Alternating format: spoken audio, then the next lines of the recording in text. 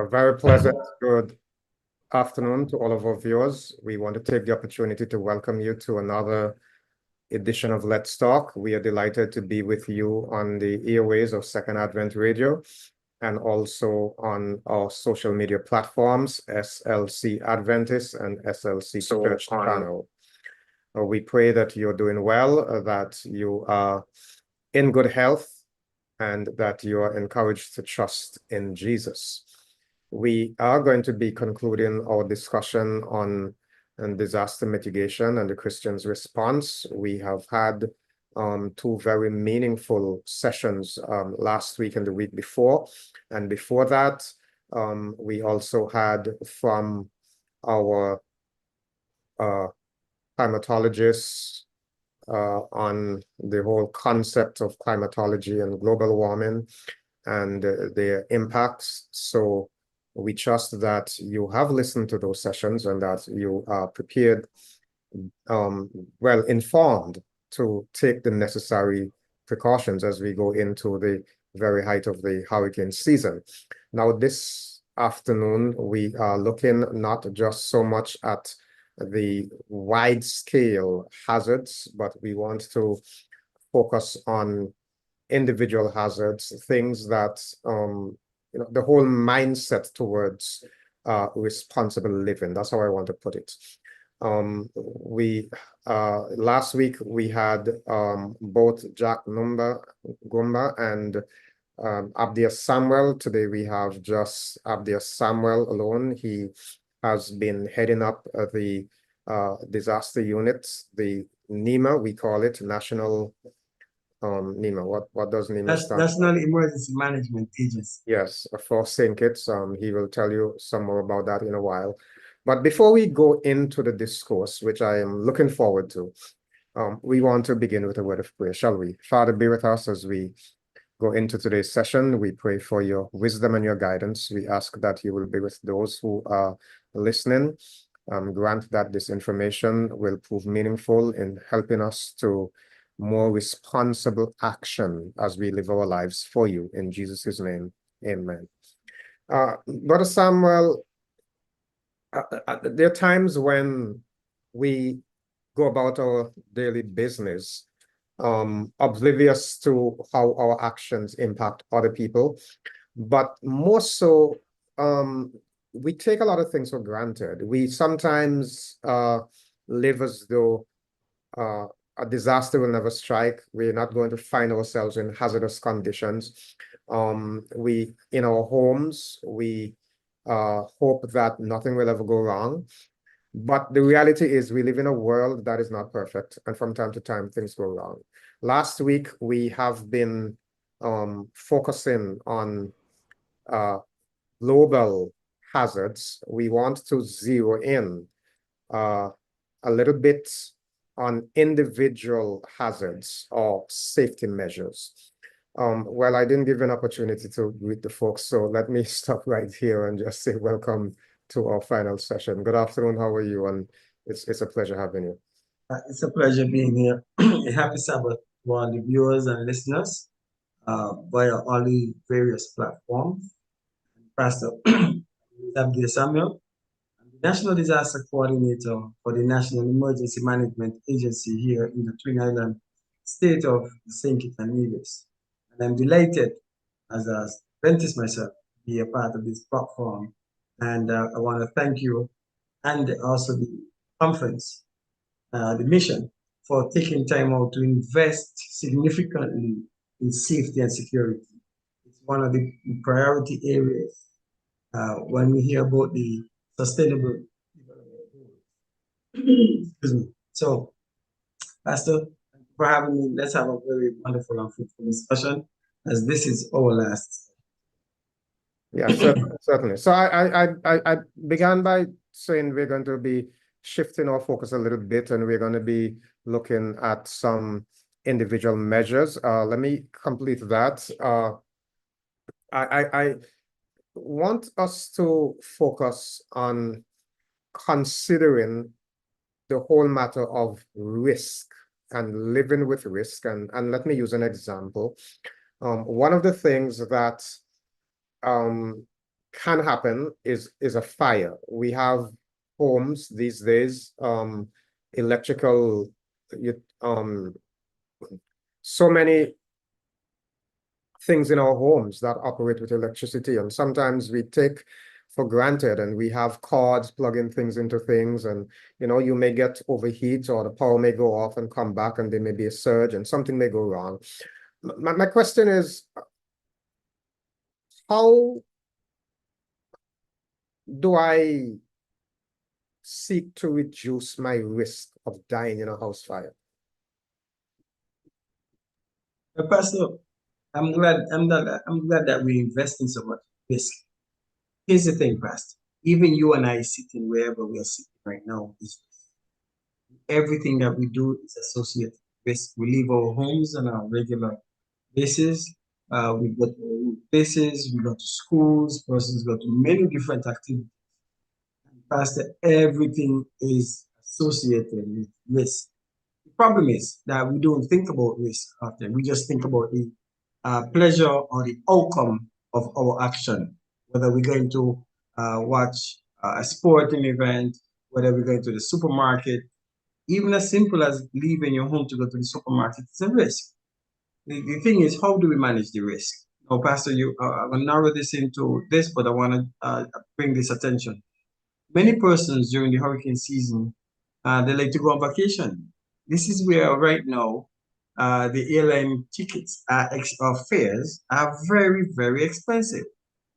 However, Pastor, the question, how many persons who are traveling on vacation at this critical moment that we are heading into the peak of the hurricane season have taken into consideration that they may end up within their 10, 15, 20 days vacation, end up being stuck due to the fact that you may have or experience a hurricane impact or a tropical storm impact that will delay your vacation, that will impact your financial plans and strategy for your vacation. How many persons calculated that risk? How many persons calculated the risk that where you are is a high risk area whereby you may be prone to inundation or flooding or rockfall or landslide? And then, Pastor, guess what? These persons now find themselves entrapped in that situation. I just want to bring that thought to our viewers and listeners because I want to bring attention to risk. Now, the risk of fires and in the house. But before you go on to fires, I'm glad you broaden it, because I'm sitting here and I'm thinking, I remember in 2017 when Irma passed. It was Irma and then Maria, I think, yes. When Irma passed, I was in Cancun in a workshop. My wife was home alone. And I'm gonna be very honest. I thought, when I heard the hurricane had gone up to 145, I wasn't scared 150, I wasn't scared 155. I said to myself, well, I have a good enough house, that should be okay. And then I got up the morning and I heard it was 175, and all of a sudden everything changed for me. And I'm telling you, really, honestly, at that particular day, I wanted to go home so badly, but there was no possibility of getting back home in time. And it was a really very troubling, disturbing situation. And I made a decision then that if I'm traveling in September, my wife has to be traveling with me. I'm not going to leave her home again by myself, because I know that the hurricane season and one never knows what may happen. In fact, I mean, we planned a ministerial retreat for September. Well, this is the division, and I voiced my concern about having people traveling in bulk in September, especially when you're leaving your children at home. I think I hear you saying that we need to consider these kinds of challenges before we make those kinds of decisions. Definitely, Pastor. But Pastor, you didn't mention another critical angle, and I didn't really want to expand. You see, because it's important to bring all the angles together. Pastor, here's the problem. Then the airlift, transportation is impacted, so the airlift back into the country is challenged. The travel by sea is significantly affected. And the problem is it could be persistent because if the system is churning in the water, sorry, it's affecting or traveling through those waters, that water is going to be churning for miles, hundreds of miles away through storm surge and other related matters. So therefore, if you cannot get in by air, you won't be able to get in by land. And of course, the Caribbean region, we do not have that interconnectivity via land. So therefore, it means, Pastor, you are stuck. That's additional expenses that you have to worry about. That's a psychological impact because you're worrying about what's going to be happening at home. And then there's another particular impact is that you are not present to be able to provide the support needed, I right? tell you, I remember that same Cancun trip. One of our party was connecting through Miami. They got to Miami, okay. Had to stay in a hotel for an overnight connection. And by that time, the storm had reached Miami, and the hotel where that individual was said they got evacuation orders. Yes. And my party member had to spend a week in a shelter in a strange place. It was not a pleasant experience. So there are so many complications that can develop in situations like this. And Pastor, with all due respect, this is where I'm passionate about this. We have to have that equilibrium between, Pastor, wisdom and divinity. It's important that we have that. So that's why, Pastor, when we are traveling during these times, as a matter of fact, for my office, travel is suspended between the 16th and vacation is suspended between the 16th of August until the end of October for that particular reason. The only reason we will travel is something urgent and on the advice of the Met offices, Pastor, because once the Met offices, listen, this week, clear, this week we will have no activity. The basin, the hurricane basin is quiet, is dormant, inactive. Pastor, that's where we travel. Otherwise, no, because of all the complexities that you just spoke about, we can find ourselves in those situations. Okay, so Pastor, let me bring it now to the file. So Yes. there are tens of thousands of chemicals. Let me repeat again, Pastor. There are tens of thousands of chemicals that make up everything, Pastor, again, that makes up, and to the listeners, that makes up everything that we use in our households. Again, let me repeat, tens of thousands of chemicals that are put into three states. They're either in a solid state, they're either in a liquid state, or they're either air. Okay? So, Pastor, everything that is in our household can provide the appropriate environment for the fire triangle to take place, or what we call the fire tetrahedron. That means that the balance of the three states that I just spoke about can come together, whether it be in a solid, liquid, gas, or you have Pastor, you have the fuel. That is already existing.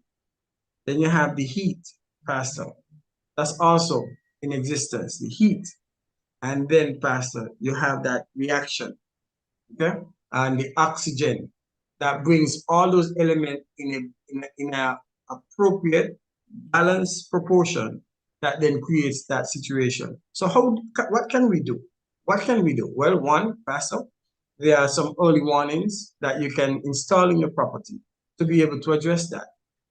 And those are one, smoke detectors, fire sprinklers, and three, one of the least used methodology, applied methodology, which is carbon monoxide. And St. Kitts and Nevis, our population of human to vehicle is almost 1 to 2, meaning 2 humans to 1 vehicle. So that means that the risk percentage of being affected by carbon monoxide poison is 1 to 2. So yeah, 1 to 2. 1 vehicle can impact 2 human beings. And I can assure you that 75 to 80% of the households in St. Kitts and Nevis do not have a carbon monoxide detector nor a fire detector. And it is proven statistically by the Fire Safety Organization, and that is an organization in the United States, that Pastor, 85% of the times when there's a house fire and people are trapped inside, they have been notified or the life have been saved because of the notification by these simple devices that only cost anywhere from the range of 10 years to 25 years. So, Pastor, you tell me, do our lives, cost us 10 to 25 US dollars? Not to have a simple device? So these are some of the protection. Now, Pastor, here's the other thing, which is critical. Sometimes we want to buy furniture. Sometimes we want to buy all these nice things, and we never take our time out to read that particular safety manual or read the manual, just to see what materials are these items made up of. That in the event that you have a fire, what will be the byproduct of a fire from these particular uh, uh, materials.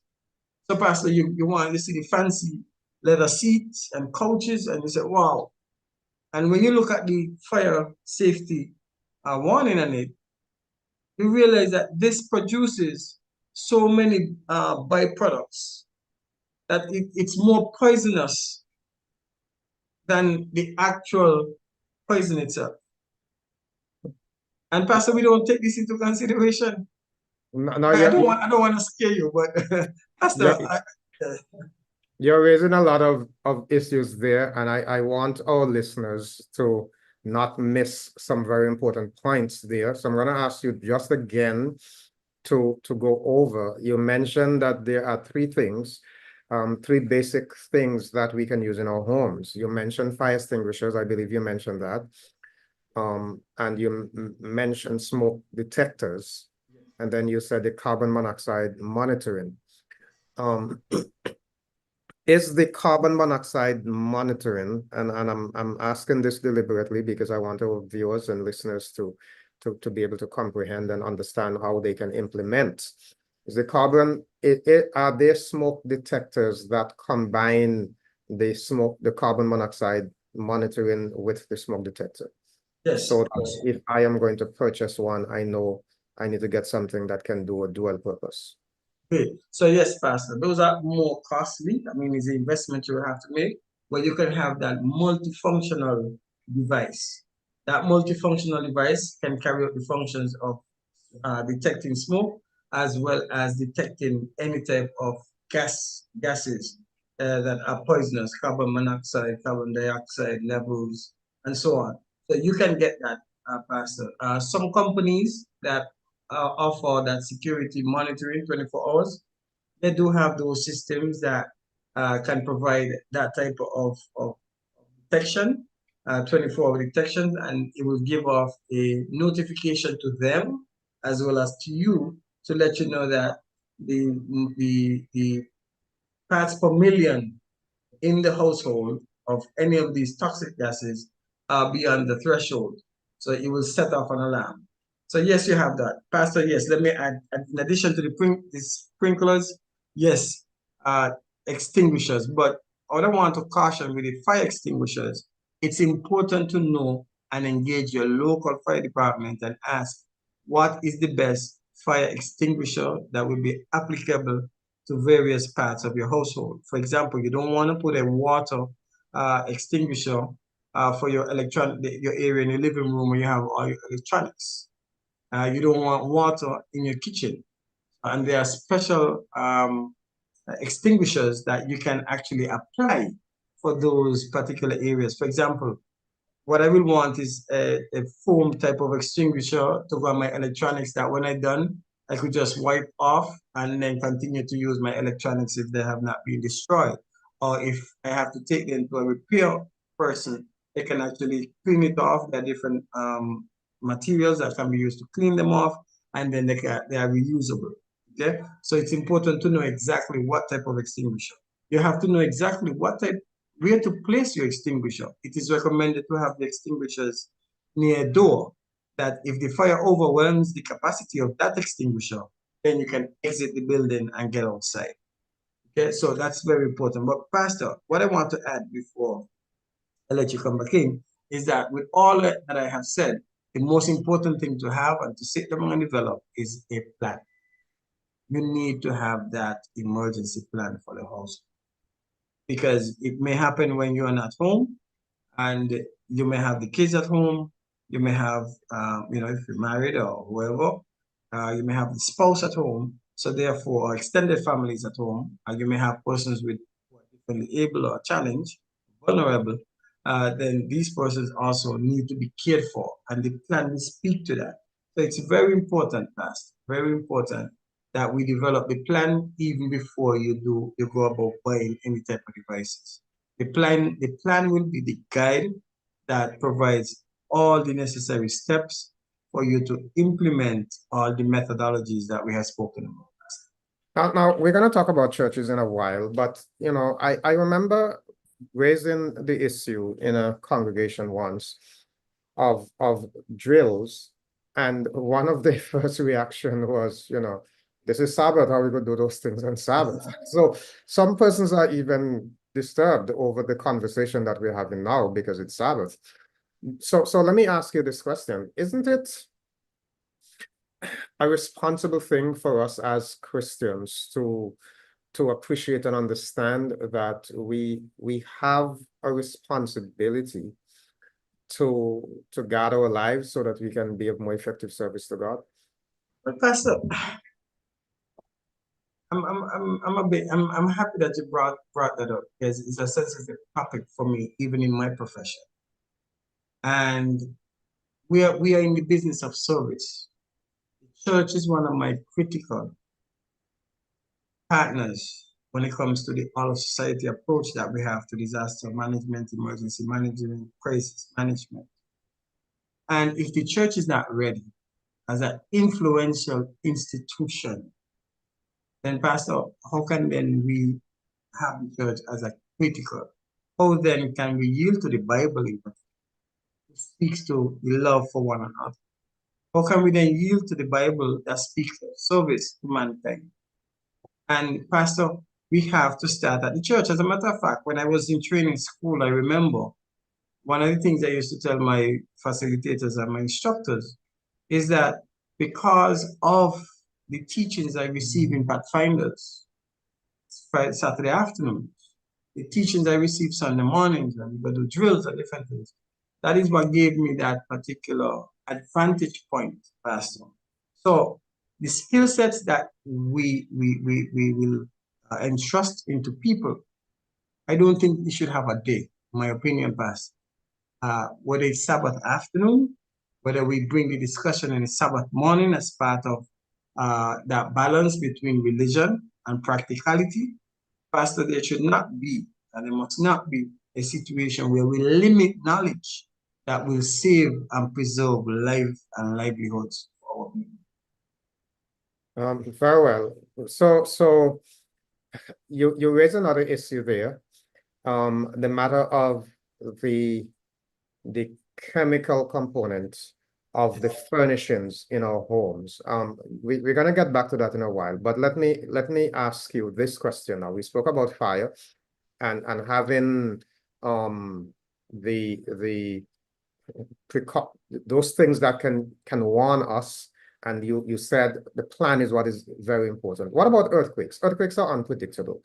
I once did a course in community emergency response training, CERT, and I learned that there is a proper way. This really, I remember, this stood out in my mind because, it was something I never thought about until I got it in a course. And I remember the instructor saying, some of you pack your shelves with your books incorrectly. And he said, if an earthquake comes, you need to consider certain things. I was a little amazed by that, but what he said made practical sense. So can you speak to the issue of how we can structure our homes to better minimize hazards and dangers in an earthquake? Yes. Well, Pastor, I'm going to share from the the point of view, I would have had some extensive exposure in the Firefighters University in Chile. You know, Chile is so susceptible to seismic activity that while we were there in the university and we were training and even walking, Pastor, we had so much tremors. And when we from the Caribbean and other places were running to hold on something, you know, the local Chilean colleagues, you know, they were walking normal, right? And we thought that they were crazy, but it's the fact that they're so accustomed to it, Pastor, right? That, you know, that it's become part of their life. So in terms of that, there are so many different theories, Pastor, when it comes to what is applicable, what is an applicable action. But what I can say to you, based on my experiences over the last 24 years being in the emergency management business, is that, Pastor, sometimes we have to see, because the scientific community they have different views. For example, let me give you an example. It is recommended that you take a fetus position once there is an earthquake and you feel everything crumbling on you. Secondly, it is highly recommendable that you go into that fetus position and go next to or under a sturdy or solid object, like a table, something that is very solid, next to probably a counter that is properly built. Some persons recommend that you go between the doorways and you stand with your hands braced in that Y-shaped position. So you're actually, you know, holding onto the door jambs, right? Those rafters that go between the doors. That you hold on to those and monitor each position. So those are the survival recommendations. No, Pastor. Some persons who have taken those positions, many have survived, but you have a situation where many have also died. So it is recommended, which is advocated, that one, you take the fetus position. You know how a fetus is, that you do that, you cover your head as much as possible. If you have a go bag that you already have packed, keep that go bag next to you in front of you by your chest area, between your chest and your legs in a cooled position, and you keep that next to you. That should be able to give you that void. There's something in that we call a void. That void is that space that is created that has the potential to give you a level of survivability until the rescuers do come. That void, Pastor, that void is when two objects actually collapse on each other and there is no further movement. So you are able to use that particular space for survivability, bearing in mind that there could be a limitation of oxygen, bearing in mind that there could be a limitation of clean air. So that is what is recommended in a nutshell when it comes to that. Now, here's the thing. Most people, when we feel a shake, what they do, including me, I have found myself doing that, and maybe from a different perspective, is that they go outside. And when you go outside, you are opening up yourself to more. Now, there can be the earth can open up. You have the lamppost and all these different things that can actually fall, and they can fall on you. You can have a building, high-story building that can collapse, and Pastor, that building can collapse on you, okay? Because it happens very fast. So therefore, it is highly recommendable, again, that you take a fetus position, you find yourself next to something very sturdy, Pastor, and you find, and you stay there. No, there's also a recommendation, and this is where persons get complex, that, Pastor, you should go to an open space, and you stay in that open space, again, with making 3 points of contact to the ground, so that in the event of any shake with that 3 points of contact, you have stability. The only challenge with that is, Pastor, that there's a potential that the earth can open up and swallow you up and you're gone. That's the Well, I reality. suppose somebody may say the earth could open up anywhere you are. Of course. Yes. So that's why I said, Pastor, it's a complex situation where sometimes the hazard in itself could bring many scenarios to it that will not give you any opportunity for you to be able to survive. However, the survival comes from, Pastor, one, the building construction, knowing your area, knowing your environment, having a plan. Again, it all boils down to having a plan. And not only having the plan on the shelf, but having the plan exercise, as you said, drills. I would love to see churches do more drills. As a matter of fact, Pastor, uh, I'm very perplexed because a lot of churches, I remember several churches during my career, they have asked me to perform drills for them during the Sunday worship. They will call me when everybody's there. They say, Mr. Samuel, we want everybody to be there. In the event something happened while church is going on, Pastor, they will know how to react. They will know how to do. The person who are responsible will understand the structure of communication, the evacuation procedures, etc., and so on. And Pastor, that is the reality. The reality is that on a Sabbath morning and a Saturday afternoon when we are gathered in church, anything can happen at the church. Anything. And our brothers and sisters must be able to respond and respond appropriately. I would think it will be a disservice if our congregations, if our churches do not know what to do when something happens. That's my conclusion on that particular. So, okay, wonderful. We will talk about churches in a little bit. In fact, let's deal with churches now. What are some of the safety measures that we should employ? I understand, for example, that if the door swings out as opposed to swinging in fact, that it should swing out rather than swinging in. And the way the door swings can mean life or death in a fire situation, in an earthquake situation. I remember once I was in CUC, a fire extinguisher dropped one Saturday night. We were in the cafeteria. The cafeteria was full, and the fire extinguisher fell down and exploded. No, we didn't know what it was at the time. We just heard this big explosion, and everybody panicked. And everybody tried to get out the door at the same time. Now, the amazing thing is that the door is rather very large, but people still got stuck. You know, I hid under a table. That saved me from injuries because, I mean, tables were firing left and right and all over the place. And it was just pandemonium. Now, you would think that people should have been able to file out. You're talking about an 8-foot door. People should have been able to file out of that quite easily. But when there is panic, then there is disorientation and, you know, everybody doing their own thing. So if I'm in a church, and let me use Bastille as an example, you know Bastille Church, yes. You know the situation there. Unfortunately, the door swings in and not out. And if everybody's rushing to get out and nobody can get the door open because you can't push it, you have to pull it, but there's no space to pull it. What happens in a situation like that? But Pastor, I'm happy that you did that. I remember the airport here in St. They came and they said, listen, we want to make some changes to doors and everything. And they said, you know, what's your recommendation from that emergency management perspective? We said it to them. We don't want anything rotating. We don't want anything going out, no, swinging outwards or inwards. We want something that will open up. That will just open up.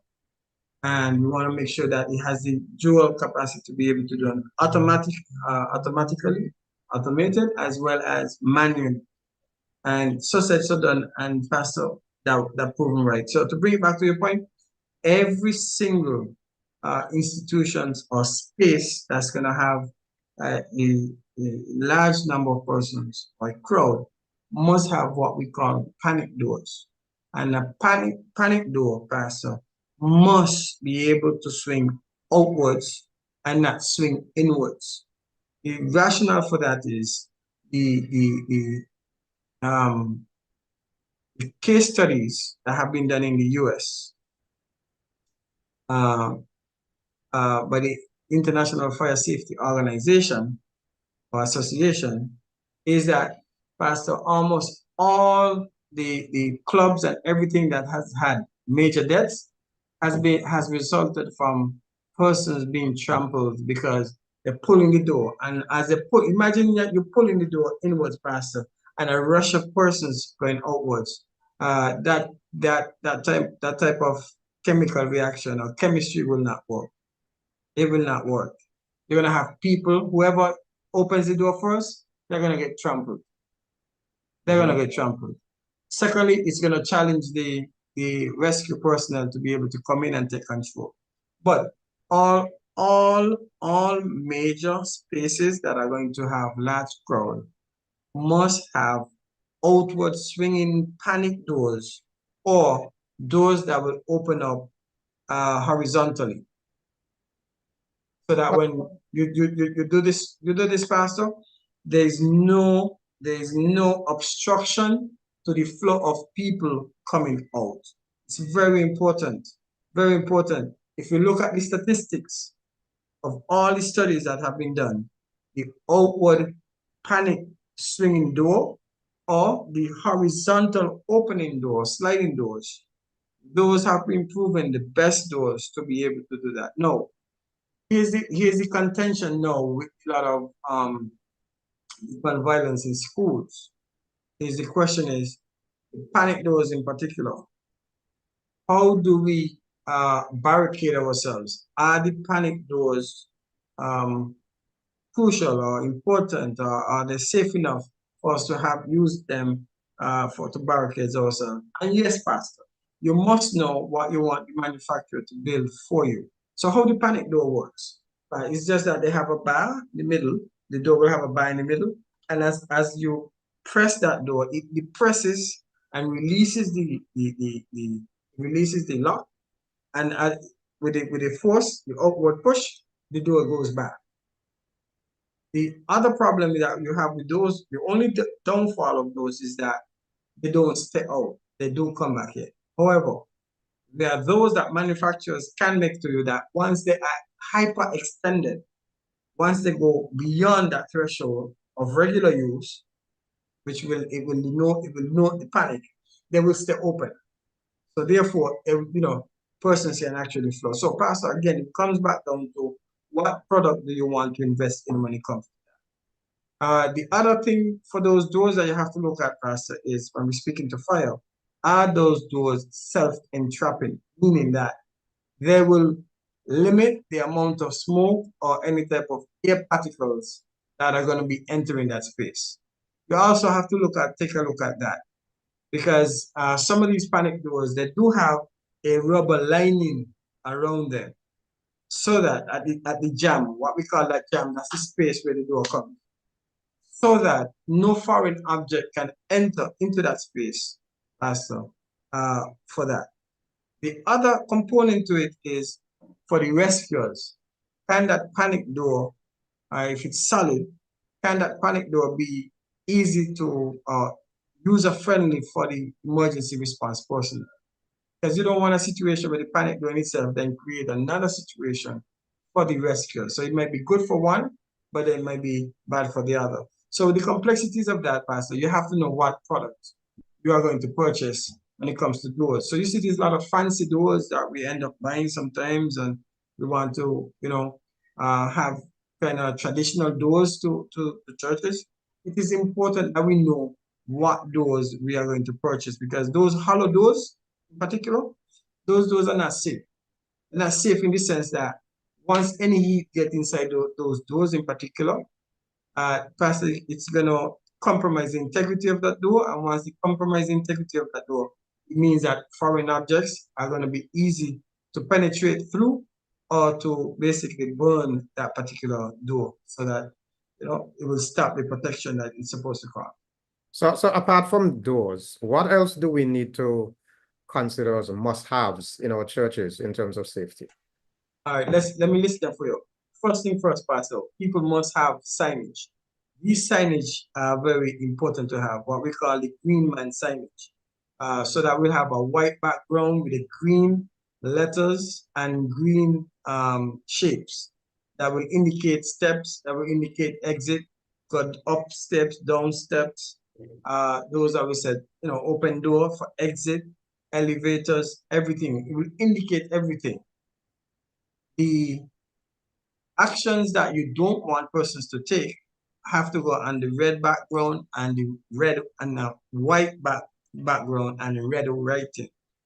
That indicates the person that to stop. And pastor, that should be in illuminated type of material that will illuminate in the dark so that persons can see it and find guidance.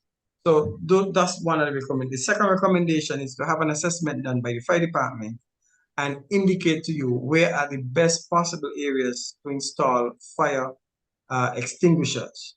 3, it will be important for the church to invest in those multi-hazard type of detectors that can detect smoke, that can detect temperatures, that can detect various type of hazardous air particles, such as carbon monoxide, carbon dioxide, methane, and many others, harmful gases.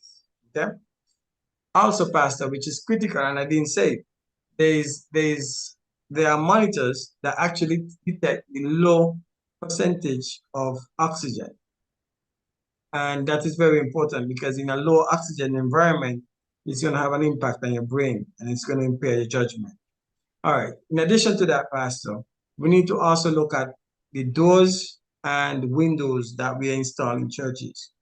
The doors must be doors and windows that are easily accessible. Windows should also be considered as points of exit in the event of a major crisis. The windows also should be impact proof, right? Or those highly laminated windows that can protect against any type of persons throwing stones, somebody probably, shooting into the churches, and also from impact from tropical activities. I will also encourage that all churches should also have shutters. It's important that the church should have shutters. In terms of Pastor, the sprinkler system, as I think I spoke about that too, it's important that we invest in a sprinkler system. That also will be very important to support any fire suppression. In terms of evacuation, the churches should also have indicators on the outside where our muster points are, and this should also be complemented by signs being placed inside of the church. That in the event that these instructions are there. And finally, Pastor, I will strongly recommend that the churches, every single church must have a plan. Again, Pastor, every single church must have a plan, and the plan has to speak to the structure, the responsibilities, the contacts, and the actions to be taken by all the persons responsible, and the guidance for the congregants in particular. So it's very important that we have all of that into the church. Now, first on the plan, and I want to come back to the matter of windows and the environment that we live in terms of, once upon a time, people didn't break churches, but they are now. Yes. But before I talk about that, this plan and put together with our drills. So if I am pastor in a congregation and we develop a plan in the event of earthquake, in the event of fire, in the event of a storm, who is responsible for what, who determines if there's a fire, who uses the fire extinguishers, how are they used, etc. And then we're gonna do a fire drill. Should we announce a fire drill or should we just do the drill? Should we announce an earthquake drill or something to that effect? Because I've heard people say, well, it loses its impact if folks know we're going to do it. What's the guidance? Excellent. So, Pastor, there are two types of drill, announced and unannounced. Okay. Now, for example, when I'm doing certain drills where I'm trying to build knowledge and create a culture, then I have to do announced so that I can actually have persons understand, like I am able to guide persons through that educational period. Now, after we have reached the threshold where we said, listen, we have done sufficient work to be able to educate this target group, to be able to be sufficient and responsive, then Pastor, this is where now you do the unannounced drill. Let me just caution persons about unannounced drill. Pastor, unannounced drills can have dire consequences. I've seen persons end up in hospitals. I've seen persons have heart attacks. I've seen persons have many conditions apply to them. I've seen persons lose property. I've seen persons lose a lot because of unannounced drills. And you have to plan and prepare and budget for those unannounced drills because and also you better have a good lawyer or a good legal support system for unannounced drill because persons can hold you responsible for anything. Now, once you prepare somebody though, let's have the balance with litigation. Once you prepare that target group, let's say your church pastor, we were talking about pastor, and we carry out a awareness campaign, pastor, where we educate persons. We have taken you through every single step. We have trained significantly. Then, pastor, in order for you to monitor, evaluate, and report the progress, we call it the MRE, monitor, sorry, monitor, MER, sorry, monitor, evaluate, and report. In order for you to do that, pastor, you first have to carry them to the educational progress, and then you imply or apply the unannounced drill, where you know test to see if persons really understand the roles, functions, and responsibilities for any type of emergencies. So this is where the unannounced come from. Now back to what I was talking about with the fact you mentioned just now. I'm talking about safety now, because you mentioned that windows must be a point of exit, in the event of certain kinds of hazards. But once upon a time, we left our church buildings open. Nowadays, people are breaking into the church, stealing the PA systems, stealing the instruments and the like. So people are opting to use burglar bars. Now, when you have a burglar bar in a building, it means people can't get out through that method. So how do we balance this? So I will give two caution on this, Pastor. Burglar bars, while they're safe, they can also be very detrimental because it limits the points of egress, meaning exit. Now, your points of egress and ingress must be easily accessible in a time of panic, not in a time of peace. What do I mean by that? Now, we can put burglar bars on, Pastor. However, those burglar bars should be burglar bars and hinges, whereby they can be unlocked by an internal mechanism and allow persons to exit during that. This is where the plan comes in. In addition to that, if we don't want to go the burglar bars way, then let us install security system, that 24-hour monitoring system or security alarm that, Pastor, once somebody attempts to trigger, I mean, those have their limitations because if there's no power, then, you know, that's challenge. But if we have a generator, again, churches now have to become self-sustainable, Pastor. If electricity goes, the church must not stop. We need to invest in having that additional or redundant power supply or energy supply to be able to give us continuity of service, right? Within a level of comfort. So, Pastor, what I'm saying is that with the security aspect of it, burglar bars can be applied on hinges that can open, or, Pastor, we can actually apply those security systems that will monitor the churches 24/7. And once anybody breaks in, you know, the alarm goes off, the police respond, everybody respond accordingly. The burglars or intended burglars can be somewhat spooked. Now, again, I'm mindful that, you know, this is the Sabbath. We're looking at the perspective of safety. We're looking at preserving life. If I'm alive, I can do so much for God. If I'm dead, that's it. So we travel to our respective congregations on Sabbath mornings.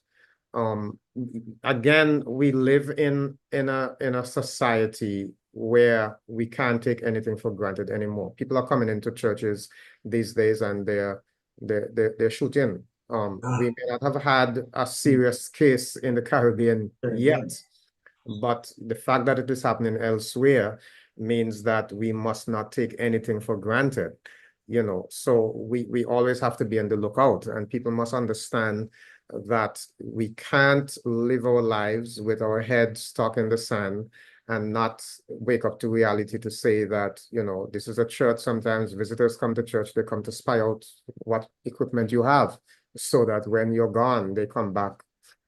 But let's talk about the journey to church now, because and I'm not just saying this for Sabbath mornings, but generally we travel on the roads, and we see heavy duty vehicles. They have some signs on them. We don't know what they mean. Is it important that we understand what is hazardous material, what is carrying explosive, what is carrying, whatever? Is that something that the average person should know? It's very important that once you are a road user, that you know all the dangers associated with the usage of the road. And according to the hazmat industry, you must be able to display what some of these things mean. For example, the fuel trucks that carry diesel and also gasoline. You will see that they have a angular sign on it. That triangular sign is telling you something. It's telling you the class of that particular fuel or substance. It's telling you the flammability, how dangerous, how volatile that particular thing is. And it gives you more. So the Department of Transportation, in collaboration with other hazardous material organizations, they actually created this particular handbook. And it's an orange handbook. And this handbook says everything what those signs do say. The problem is that we don't really take time out because we don't see it as anything of interest. But those hazardous materials hand guide, right? They call it EIG, Emergency Response Guide. And they're upgraded every 2 years. So when I used to train my hazardous material technicians throughout the Caribbean, the handbook is what we utilize to train those individuals. And it's important for the regular user to know what it is, because in the event that they see something with this particular type of signage applied to a heavy-duty vehicle, they could know how far to stay away, what actions to take to avoid themselves getting caught up in that particular activity. For example, Pastor, you are going to see those fuel trucks. They're going to have a diamond-shaped placard. We call them placards. And you're going to see either the name flammable, or you're going to see a pictograph. And that pictograph will display what it is. And then there's a number in the center, and that number will give you the classification. And then you go and you look at EIG, and the EIG will tell you, oh, this is propane, this is gasoline, and then it will give you all the effects of what gasoline will do, how volatile it is, how far you should stay away from that activity. No, Pastor, we had a situation here where a fuel truck actually turned over while traversing from, I think it was coming from St. Kitts. Yes, it was coming from Nevis back over to St. Kitts. I think it was. I hope I have it right. And it turned over on the peninsula. And some of the officers who responded, they actually had to end up in the hospital because they approached it real nonchalant and lackadaisical. And if they had read the EIG will tell you that you must put on an ACBA, which is a self-contained breathing apparatus. You must protect yourself in a particular way, the distance you were separated. But guess what happened, Pastor? They got out of the fire truck, they went and they walked right into the leaking, because they didn't see it, the leaking gas. And eventually, well, guys started to get dizzy, which is one of the symptoms. They started to feel nausea. I said that to say because sometimes road users, we as road users and Christian-minded people, the first thing that we're going to want to do is help. And Pastor, you must not compromise yourself by wanting to help. First, stop, assess the situation, find out what you're dealing with, before you enter to help someone. Just stop. That could just be a 10-second assessment, Pastor. Okay? Even with accidents, Pastor. Sometimes we travel and we want to go and help somebody. By the time you put your head inside the vehicle, guess what? The airbag deploy, and the airbag deploys at 200 miles per hour. Pastor, again, let me say, it deploys at, sorry, not hour, 200 miles per second. Per second. So by the time you put your head in to want to help somebody, guess what? You are knocked out, and then you become a bigger victim than the victim that's in the vehicle. And this is why I asked the question about understanding the hazardous signs, because if I see a vehicle, I'm late for church and I'm rushing and I see this vehicle and it's not moving as fast as I want it to. But I'm tailgating it because I want to look for the first opportunity to pass. And that could be very dangerous if I don't understand the signage on the vehicle. So we take a lot of things for granted, and I think, of course we can't cover everything in 1 hour, but I believe it is important for I'm gonna share my screen a little bit. At least I'm going to attempt to. Let's see if this can work. And maybe I don't know if I have the right thing here, but you may want to comment on some of these signs that you're seeing the screen here. Yes. Yes. Those are the pictographs that give you different classifications. Once you see anything with red, Pastor, that means it's bad. Anything in red, that means it's bad, bad, bad. Once you see those pictographs, those placards, everyone is placards. I mean, listen, those are bad. So you have the explosives, you have flammable, you have oxidizers, corrosives. I mean, hey, listen, don't let that touch your skin. Do not allow it to touch your skin, whatever it may. Toxicity, that's once you inhaled it, you know that it's going to cause you significant challenges. Hazardous environment, it means, hey, listen, from this environment, try not to utilize any type of agricultural products, seafood, etc. And then you have a health hazard, you have serious health hazard. That's what that sign says to you, that it will have severe consequences on your pulmonaries or your breathing. And of course, gas pressure. For example, you see those cylinders that are used for, let me just put it basic, the ordinary oxygen cylinders that are used in hospitals. Those are under pressure. So it's important that you know what those signs are, what you are dealing with, Pastor. Otherwise, you could become a victim by just not understanding what is expected of you in terms of precaution. Now, I was in an organization, a volunteer organization, that did debriefing for like police officers and so on when they encounter serious challenges, and I remember, this stands out in my mind, there was this, working in Tortola, there was this young man who was taking his girlfriend to buy a cylinder of gas, a 20-pound cylinder of gas. They picked up the gas and they were going back home, and a car ran into his car and the cylinder exploded. He got burnt to death and she got severely burnt. So I remember us dealing with that case because, of course, we had to do debriefing of the officer who the first responder. He kept having nightmares, thinking he should have done better to save them and that kind of thing. So we had to provide the psychological support in that regard. But just to talk about, now, these are things that we do all the time. In fact, sometimes I see these trucks carrying 100-pound cylinders, and they're delivery trucks, but sometimes they drive as though they're carrying water. So we ought to be careful.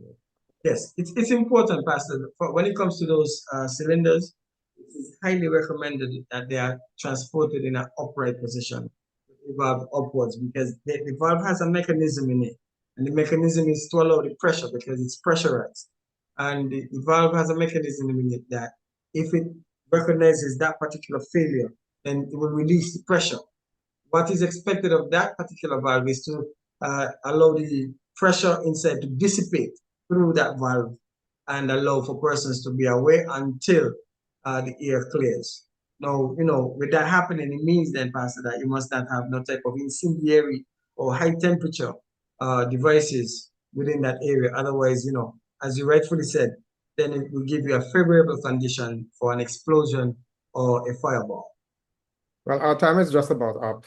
Yes. So we're going to wrap it up now. I want to express profound gratitude to you and your colleague who is not here today, who spent the last 3 weeks sharing with us on, mitigation measures. And I trust that the information we shared will be act as some kind of awakening stimulus for those who listen, so that we can, for one, be more responsible. Those of us who are responsible for our congregations, we know what precautions we need to take in our own homes.